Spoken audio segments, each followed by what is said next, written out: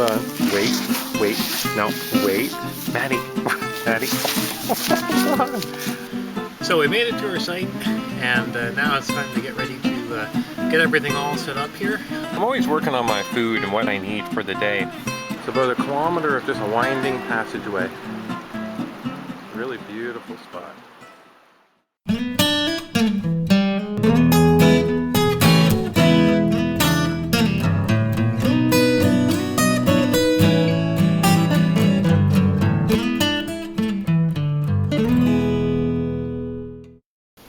Hi, this is a trip I did in Algonquin, Ontario region, and we started up at Wendigo Lake. I did this trip solo. Actually, I had Maddy along with me, which was great company, and we had really nice weather. We had lakes of glass for just about the whole time that we were there.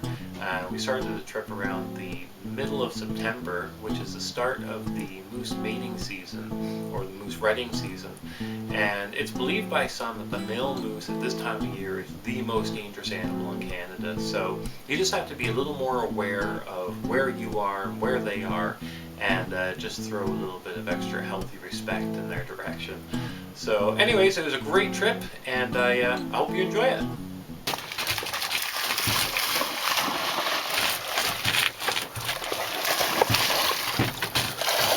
Alright, I think Maddy's ready to go. So here we are, this is Allen Lake. This is the age-old dilemma. Right here is the portage. And right here is what we're portaging around. Too often I've decided to go this route and avoid portage, and it has too often ended up being a whole lot of time and effort. I have to make this decision again, and I gotta say, this is looking awfully tempting. I think we'll give it a go. Alright, I think we've got something we can work with. Alright, Maddy. You all set? Here we go. Come on, inside. Atta girl. Well, things are proceeding pretty well here. We're in a little bit of deeper water now. I really just can't tell you what a treat it is. It's not that often you get a lake of any size as smooth as this. There's a female moose right here. She just ran in. And there's a lot of noise coming up behind her, which I'm guessing is a male. Glad this isn't my portage, because I'd definitely be waiting a little. Now normally this wouldn't be a big deal. I've never had a problem with moose, but rutting season is a very different story.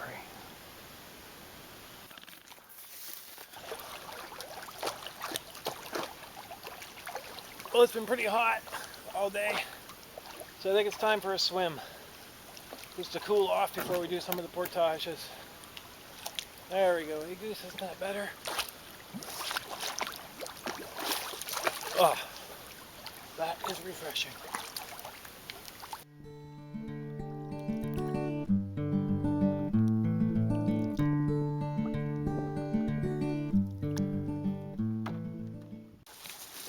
I'm just getting ready to do a portage here. I've got my painters up front. I've got this guy here, it's strapped down. It always stays strapped down. I take my life jacket and I attach it to the seat at the back. I'm going to be facing this way because I always do like the back to be a little heavier than the front, so that way it dips down. And I'll tell you why in a second. I take the paddles and I've attached some bungee cords here, and I put the paddles on the sides of the boat using those. I also have some bungee cords here, which I've just modified it slightly. I've drilled some holes here, here, and then one here on the side as well. And underneath, I just have it knotted under here, and I just run a single cord through here, underneath, back up, and then back around again. And these work great for, nice, having a good time here. These work great for exactly this, just keeping things secure in the boat while you're transporting it. And you may have noticed that while I'm paddling, I'll take the paddle and I'll slip it underneath here, my spare paddle, and then lay the arm of it here, so that way it's easy to access, but still relatively secure. And I've got the other painter here. A painter is just the rope that you keep on the front and the back of the boat, so if you ever need to guide it through the water, you can. And I keep a little bit of rope here So while I'm portaging, I can hold on to this. And this is where the weight in the back comes in, because I like the back to naturally dip. So that way I can actually direct the boat using the rope. So I pull it down slightly and I can keep my arms at my side rather than holding the gunwales of the boat up. And this, I find it's just easier on the muscles on your shoulder. The other new addition that I got, and this is thanks to Algonquin Outfitters. They saw some of my videos online, and they were kind enough to send me some equipment. They sent me this towel here actually for Maddy. This is why I lay out in the boat for her to make it a little more comfortable. And they gave me this, and this is incredible. It's a Hooligan yoke pad, and it has really benefited me in the portages. I've had a yoke pad before, and it self-destructed within the first trip, and I didn't revisit them for about 3 years until Algonquin Outfitters sent me this. So this is the portage setup here, and we're good to go.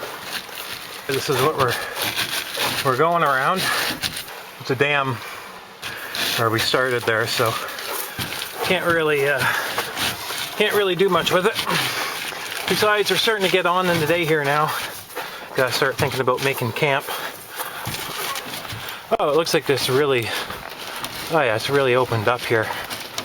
It's not the marsh that it was back there. To tell you the truth, whenever you're in those marshes, and again, knowing that it's rutting season, you do feel a little confined because you don't have a lot of outs whenever you're in there. So it's actually kind of nice to see a little bit of open water here. So our portage that we just finished is right center screen there. Now we're on the next portage.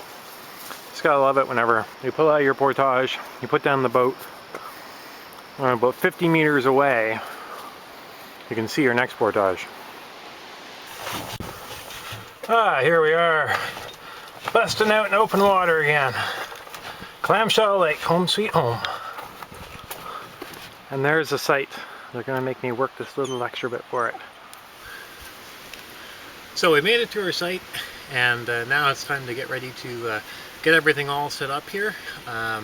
First order of business is usually either going to be pumping water or setting up the tarp, depending on what the conditions are. In this particular case, I don't think there's any chance we're going to get any rain here, or very little anyway. So I'm just going to go ahead and pump the water because I am awfully thirsty, and then I'll set the tarp up after that. Let's go, Goose. So for getting water whenever you're out in the backcountry, you, for the most part, you're generally going to want to pump it or boil it to purify it, make sure that it's drinkable. I usually do both. I'll pump water that I'm going to be drinking directly out of my Nalgene, and then whenever I do any cooking or any boiling, I'll usually just take it straight out of the lake. Unless it's really, really kind of like a boggy area or something like that, then I'll just always pump it even whenever I boil, just to get all the crap out of it. This is the Canoe Hiker. This is where you're taking it in from the lake. So you just drop that in like that, and then this is the part here that you're going to hook up to your either direct to your Nalgene, or in this case here I have my dromedary bag here that I'll fill up.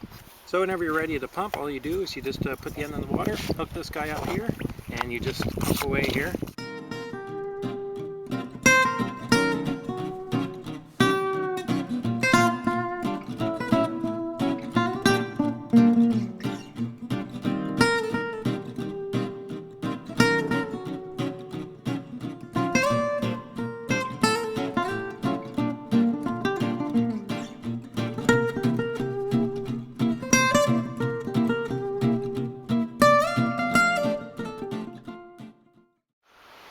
Now we got the water all pumped, hanging up here, and we've got now we've got running water. So fill this up and have the drink have been craving for quite a while here.